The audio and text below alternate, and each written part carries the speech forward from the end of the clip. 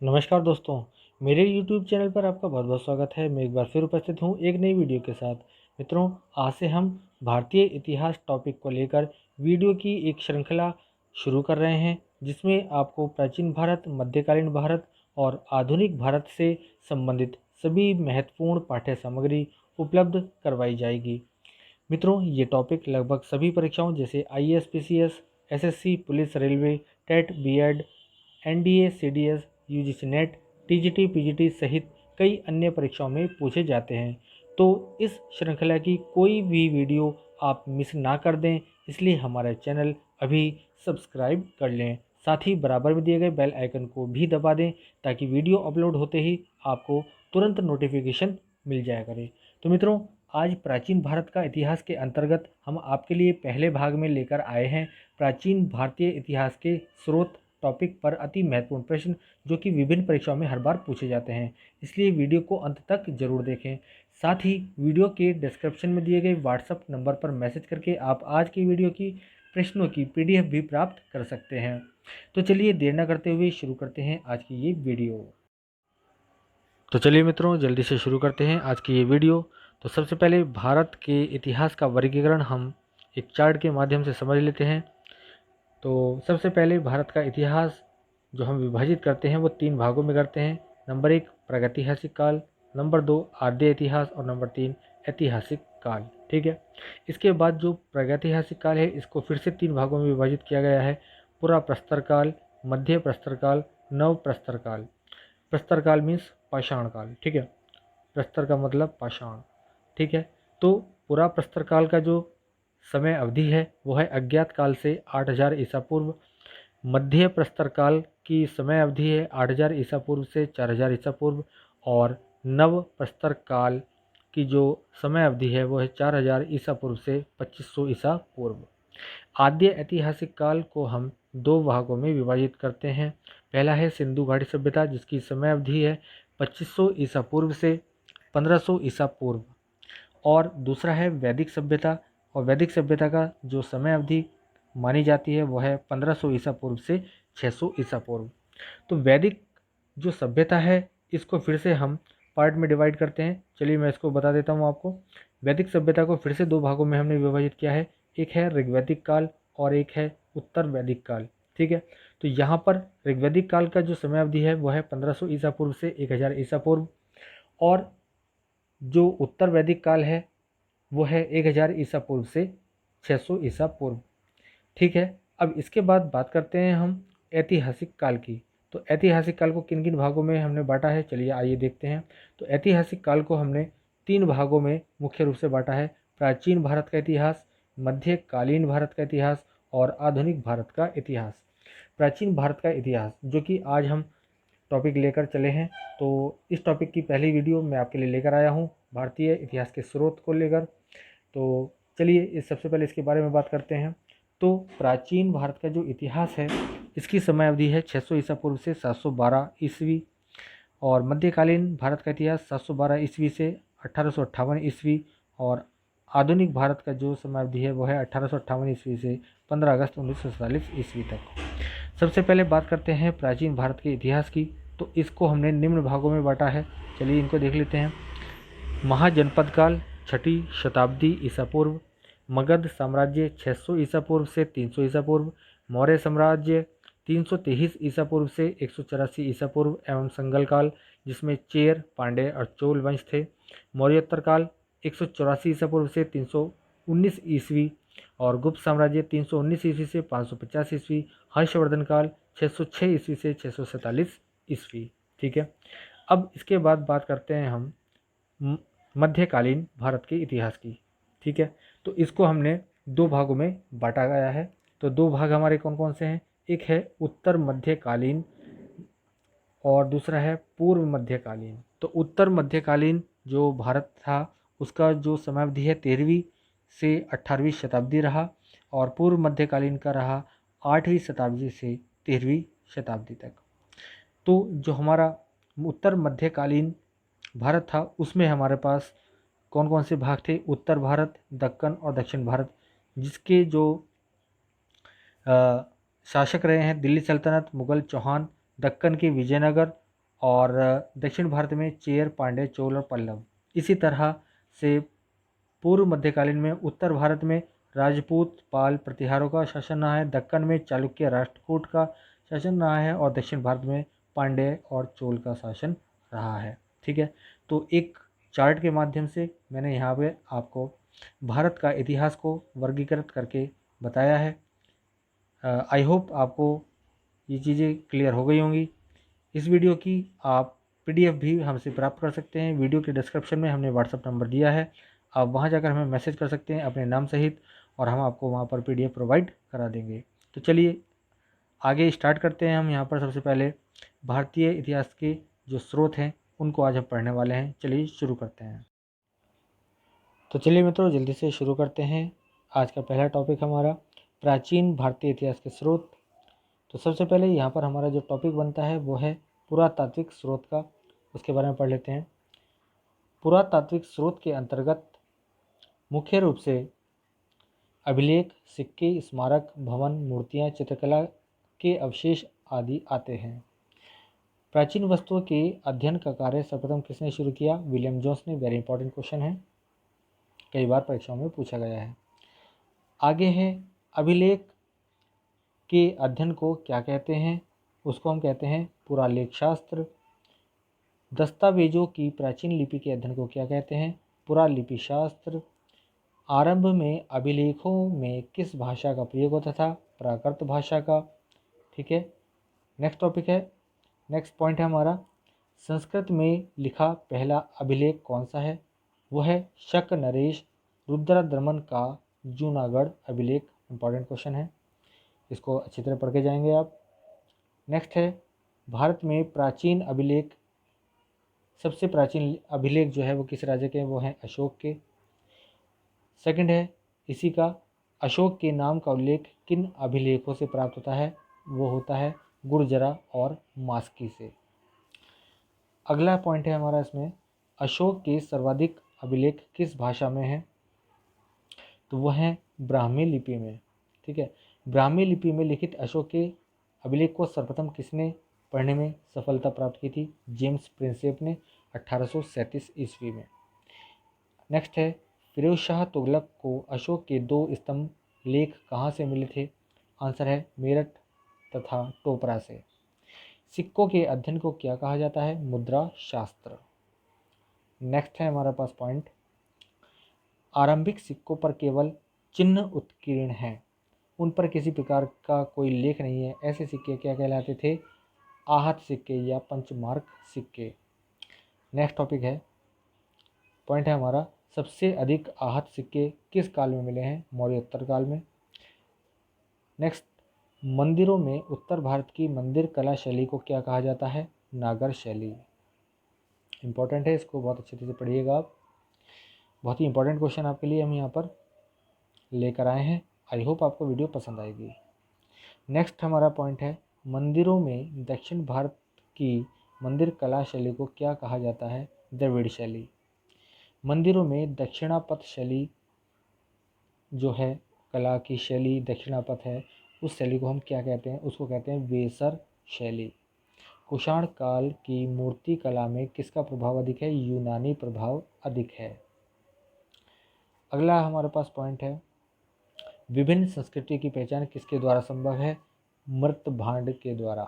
ठीक है, तो एक पॉइंट हमारा यहाँ पर फिनिश हो गया है। अभी तक हमने पुरातात्विक जो स्रोत थे उनके बारे में पढ़ा। ठीक है, इसके बाद हम जो टॉपिक ले रहे हैं इसमें वो है साहित्यिक स्रोत, यानी भारतीय साहित्य के जो स्रोत हैं उसमें नेक्स्ट टॉपिक हमारा क्या है? एक तो पुरातात्विक हो गया, एक हो गया साहित्यिक स्रोत। साहित्यिक स्रोत में हमारे पास क्या क्या चीज़ें हैं, चलिए पढ़ लेते हैं। प्राचीन भारतीय साहित्य को कितने भागों में विभाजित किया जा सकता है? 2 भागों में, एक धार्मिक साहित्य और एक धार्मिकेतर साहित्य। ठीक है, अगला है हिंदू धार्मिक साहित्य कौन कौन से हैं? वो है वेद, ब्राह्मण ग्रंथ, आरण्यक, रामायण, महाभारत, पुराण आदि हिंदू धार्मिक साहित्य हैं। अगला इंपॉर्टेंट क्वेश्चन है वेदों की संख्या कितनी है? 4 है, आप जानते हैं, ऋग्वेद, यजुर्वेद, सामवेद और अथर्ववेद। और सबसे प्राचीन वेद कौन सा है? ऋग्वेद है। ये अधिकतर परीक्षाओं में पूछा जाता है, ये इंपॉर्टेंट क्वेश्चन है। चलिए देखते हैं नेक्स्ट। इसमें अगला है हमारे पास पॉइंट, प्रसिद्ध गायत्री मंत्र का उल्लेख किस वेद में मिलता है।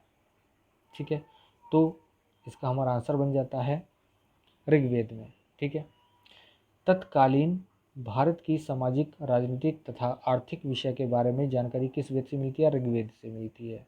ठीक है, चलिए नेक्स्ट पॉइंट है हमारा, यज्ञ की गतिविधियों का उल्लेख किस वेद में है, यजुर्वेद में। क्लियर। इसके बाद कौन सा वेद गद्य पद्य दोनों में लिखा गया है, यजुर्वेद। इंपॉर्टेंट है, ये भी कई बार पूछा गया है। भारतीय संगीत का मूल किस वेद को माना जाता है, सामवेद को। जादू टोना मंत्र का संबंध किस वेद से, अथर्ववेद से। प्रसिद्ध राष्ट्रीय वाक्य सत्यमेव जयते किस उपनिषद से लिए गए हैं, मुंडको उपनिषद यानी मुंडक उपनिषद से। और वेदांगों की संख्या कितनी है, वो 6 है। और 6 वेदांग कौन कौन से हैं, चलिए हम आपको यहाँ पर बता देते हैं। पहला है छंद, दूसरा है कल्प, तीसरा ज्योतिष, चौथा निरुक्त, पांचवा है शिक्षा और छठा व्याकरण। ठीक है, छंद वेद के पैर, कल्प वेद के हाथ कहलाते हैं, ज्योतिष वेद की आंखें, निरुक्त वेद के कान, शिक्षा वेद की नासिका और व्याकरण वेद के मुख कहलाते हैं। ठीक है, चलिए नेक्स्ट चलते हैं। और इसके बाद हम बताते हैं आपको वेदांग और सूत्र के बाद किसका उदय हुआ, उसके बाद हुआ स्मृतियों का उदय। ठीक है, वेदांग और सूत्रों के बाद स्मृतियों का उदय हुआ। और स्मृतियाँ कौन कौन सी हैं, चलिए इनके बाद बात करते हैं स्मृतियों की। तो स्मृति है पहली मनुस्मृति, याज्ञवल्क्य स्मृति, याज्ञवल्क्य, और के बाद है नारद स्मृति, फिर पाराशर, बृहस्पति और कात्यायन स्मृति। भारत के सर्वाधिक प्राचीन महाकाव्य कौन से हैं, वो है रामायण और महाभारत। वेरी इंपॉर्टेंट क्वेश्चन है। रामायण के रचयिता कौन थे, महर्षि वाल्मीकि। महाभारत के रचयिता कौन थे, महर्षि व्यास।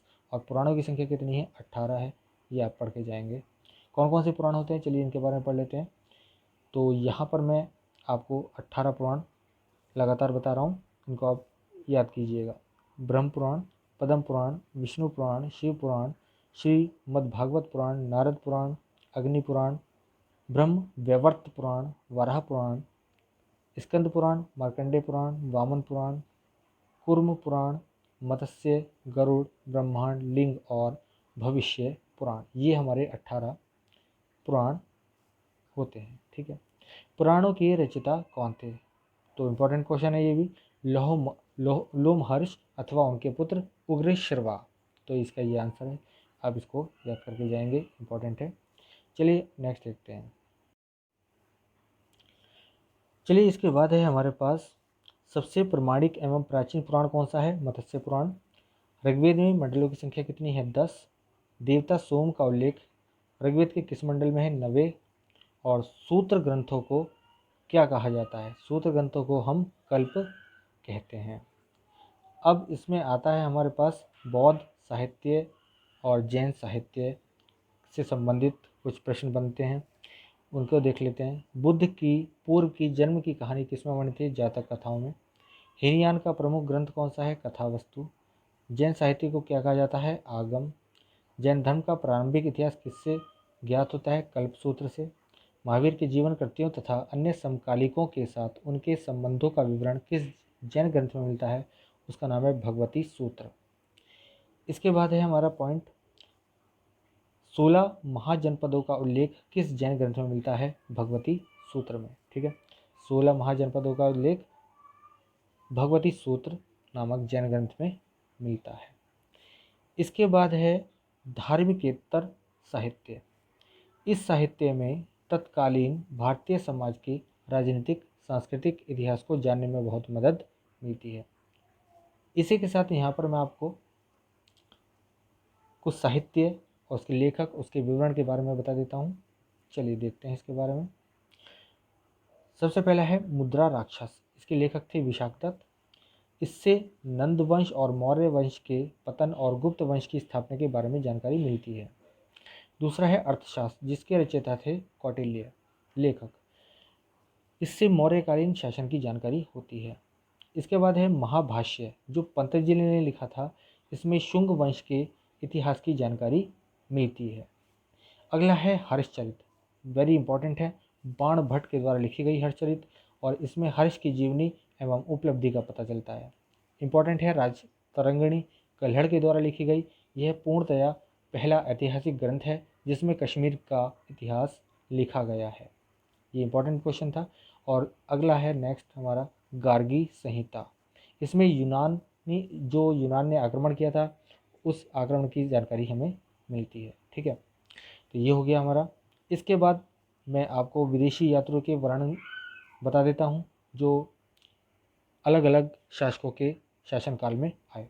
सबसे पहले है इंपॉर्टेंट हमारे पास मेगस्थनीज। ठीक है, मेगस्थनीज जो था यूनान का, ठीक है, दार्शनिक था। ठीक है, चंद्रगुप्त मौर्य के राजदरबार में आया था। उसने इंडिका नामक पुस्तक लिखी थी और उसने क्या क्या विवरण लिखा है वहाँ पर। इसने मौर्य युगीन समाज के एवं संस्कृति के बारे में लिखा है। ठीक है, उसके बाद डाइमेकस यूनान का था और बिंदुसार के शासनकाल में आया। ठीक है, और इसने क्या काम किया, यह सीरियन नरेश अतियोकस का राजू था। इसका विवरण भी मौर्य काल से संबंधित है। अगला है डायनोसियस, यूनान का था, अशोक के शासनकाल में आया। यह मिस्र नरेश टालमी फिलाडेल्फस का राजदूत था। टॉलमी यूनान के थे। ठीक है, इन्होंने जोग्राफिक इंडिया नामक पुस्तक लिखी। इसने दूसरी शताब्दी में भारत का भूगोल नामक पुस्तक लिखी थी। फिर प्लिनी यूनान के, फाहियान चीन के, ह्वेनसांग चीन के, इत्सिंग चीन के। और फाहियान आए थे चंद्रगुप्त विक्रमादित्य यानी चंद्रगुप्त द्वितीय के शासनकाल में, ह्वेनसांग हर्षवर्धन के शासनकाल में। फाहियान ने फोक्यू की नामक पुस्तक लिखी, ह्वेनसांग ने सी यू की लिखी और इत्सिंग ने बौद्ध धर्म का रिकॉर्ड रखा। ठीक है, इसी के साथ मैं बता देता हूँ आपको, जो प्लिनी थे यूनान के, इन्होंने अपनी पुस्तक नेचुरल हिस्टोरिका में प्रथम सदी में भारत रोम व्यापार का विस्तृत वर्णन किया है। इसी के साथ जो फाहियान थे, इन्होंने 5वीं शताब्दी के गुप्त साम्राज्य एवं समाज का विवरण लिखा है। और हर्षवर्धन के शासनकाल में ह्वेनसांग आए थे जिनकी पुस्तक थी सी यू की। इन्होंने राजपूतकालीन समाज के धर्म रीति रिवाज की जानकारी हमें अपनी पुस्तक के द्वारा दी। ठीक है, इत्सिंग, इसने तत्कालीन समाज के राजनीति, धर्म और अर्थव्यवस्था की जानकारी अपनी पुस्तक द्वारा हमें उपलब्ध कराई। और अल बरूनी जो अरब के थे, तहकीक हिंद नामक पुस्तक लिखी। इसमें गुप्तोत्तरकालीन समाज, संस्कृत एवं धर्म की जानकारी हमें प्राप्त कराई। ठीक है, इसके बाद चलिए हम चलते हैं पुरातत्व साक्ष्य से मिलने वाली जानकारी के तरफ। तो यहाँ पर सबसे पहले हमारे पास है पॉइंट, मध्य भारत में भागवत धर्म विकसित होने का प्रमाण किस अभिलेख से मिलता है। वह है यवन राजदूत होलियोडोरस वेसनगर गरुड़ स्तंभ लेख से। दूसरा है, सबसे पहले भारतवर्ष का उल्लेख किस अभिलेख में मिलता है, हाथी गुम्फा अभिलेख में। थर्ड है, सर्वप्रथम दुर्भिक्ष की जानकारी देने वाला अभिलेख कौन सा है, सहगौरा अभिलेख। ठीक है, सहगौरा, ठीक है, ये अभिलेख है। सती प्रथा का लिखित जो साक्ष्य है हमें सर्वप्रथम किससे प्राप्त होता है, एरण अभिलेख से। ठीक है, एरण अभिलेख। सर्वप्रथम भारत पर होने वाले हूण आक्रमण की जानकारी किस अभिलेख से मिलती है, भीतरी स्तंभलेख। पूरा लेख शास्त्र क्या है, अभिलेखों का अध्ययन है। और सर्वप्रथम सिक्कों पर लेखन कार्य जो शुरू किया था, किन शासकों ने किया था, यवन शासकों ने किया था। ठीक है, इसी के बाद हम आ जाते हैं यहाँ पर रोमन सिक्के कहाँ से प्राप्त हुए। तो रोमन सिक्के जो है हमें अरिकमेडु पेंडुचेरी के पास यानी पुदुचेरी के पास से प्राप्त हुए हैं। महत्वपूर्ण अभिलेख हैं कुछ, उनको हम पढ़ लेते हैं यहाँ पर। सबसे पहले अभिलेख हाथी गुम्फा अभिलेख कलिंग राजा खारवेल के शासक काल में लिखे गए। और जूनागढ़ अभिलेख रुद्रदमन। नासिक अभिलेख गौतमी बनर्जी। मंदसौर अभिलेख मालवा नरेश यशोधर्मन। प्रयाग स्तंभ अभिलेख समुद्रगुप्त। ऐहोल अभिलेख पुलकेशिन द्वितीय। ग्वालियर अभिलेख प्रतिहार नरेश भोज। और जो भीतरी जूनागढ़ अभिलेख था वो स्कंदगुप्त के शासनकाल में। और देववाड़ा अभिलेख बंगाल शासक विजयसेन के शासनकाल में लिखे गए। तो ये हमारा एक टॉपिक आज फिनिश हो गया है मित्रों। नेक्स्ट टॉपिक बहुत ही जल्दी मैं दूसरी वीडियो में आपके लिए लेकर आऊँगा। हम हर एक वीडियो में आपके लिए हर एक टॉपिक से संबंधित जो हमारा अभी हमने स्टार्ट किया है टॉपिक, भारतीय इतिहास के स्रोत, तो प्राचीन इतिहास को हमने यहाँ पर शुरू किया है। तो प्राचीन इतिहास में जो जो हमारे पास टॉपिक आते चले जाएंगे वो हम आपको अपनी वीडियोज़ के द्वारा उपलब्ध करते जाएंगे। इन सभी वीडियोज़ में जो भी हम क्वेश्चन आपको उपलब्ध करा रहे हैं उन सब की PDF वीडियो के डिस्क्रिप्शन में दिए गए व्हाट्सएप नंबर पर आप मैसेज करके प्राप्त कर सकते हैं। आई होप आपको वीडियो पसंद आई होगी। वीडियो को लाइक शेयर ज़रूर करें। मिलता हूँ अगली वीडियो में नए टॉपिक के साथ। तब तक के लिए आपका बहुत बहुत धन्यवाद।